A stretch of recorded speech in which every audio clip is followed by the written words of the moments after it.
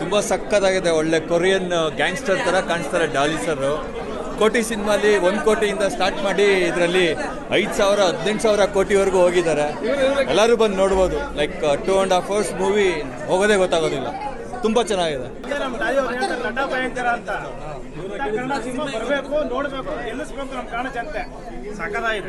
ಜಾಲಿ ತುಂಬ ಚೆನ್ನಾಗಿದೆ. ಮೂವಿ ತುಂಬ ಚೆನ್ನಾಗಿದೆ, ಸಕ್ಕದಾಗಿದೆ ಸರ್. ಸಕ್ಕದಾಗಿದೆ ಸರ್. ಕನ್ನಡದಲ್ಲಿ ಮೂವಿ ಸಕ್ಕದಾಗಿ ಬಂದಿದೆ, ಚೆನ್ನಾಗಿ ಡಬ್ ಮಾಡಿದ್ದಾರೆ. ಅಲ್ಟಿಮೇಟ್ ಆಗಿದೆ, ಚೆನ್ನಾಗಿತ್ತು, ಮಸ್ತ್ ಇದೆ. ಗಾಲಿಯವ್ರ ಬಗ್ಗೆ ಹೇಳಬೇಕಂತಂದರೆ ತುಂಬ ಡಿಫ್ರೆಂಟಾಗಿ ಮಾಡಿದ್ದಾರೆ ಈ ಸತಿ. ಬ್ಯಾಂಕ್ ಸಬ್ಜೆಕ್ಟು ಎಲ್ಲರೂ ಬಂದು ನೋಡಬೇಕು, ಫ್ಯಾಮಿಲಿ ಕೂತ್ಕೊಂಡು ನೋಡೋಂಥ ಮೂವಿ. ಡಾಲಿಯವರು ತುಂಬ ಚೆನ್ನಾಗಿ ಆ್ಯಕ್ಟ್ ಮಾಡಿದ್ದಾರೆ. ಎಲ್ಲರೂ ಇಂಥ ಮೂವಿಗೆ ತುಂಬ ಸಪೋರ್ಟ್ ಮಾಡಬೇಕು. ದಯವಿಟ್ಟು ಎಲ್ಲ ಬಂದು ಸಿನಿಮಾ ನೋಡಿ. The devil is back. Daali ಅಂತ ಏನಂತ ಕರೀತಾರೆ ಅಂದರೆ, ಡಾಲಿ ಅಂದರೆ ಡಾಲಿ.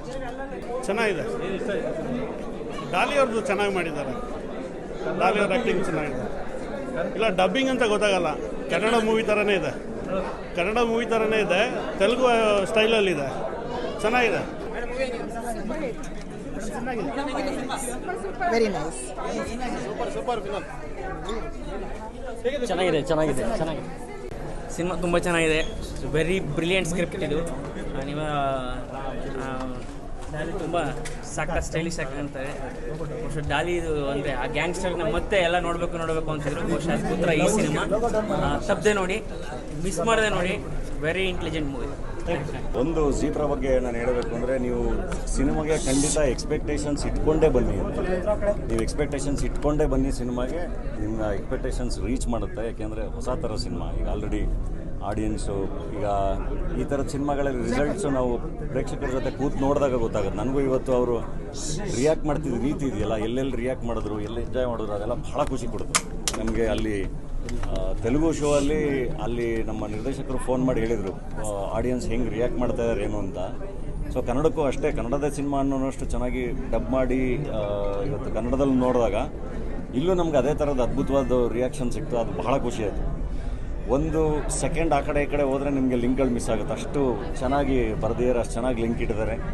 ಮೋಸ್ಟ್ಲಿ ಬ್ಯಾಂಕ್ ಒಳಗಡೆ ಇರೋರಿಗೆ ಮಾತ್ರ ಈ ಥರದ್ದೊಂದು ಸ್ಕ್ರಿಪ್ಟ್ ಬರೆಯೋಕ್ಕೆ ಸಾಧ್ಯ ಅನಿಸುತ್ತೆ. ನಿರ್ದೇಶಕರು ಮೋಸ್ಟ್ಲಿ ಅವರು ಎಕ್ಸ್-ಬ್ಯಾಂಕ್ ಎಂಪ್ಲಾಯಿ.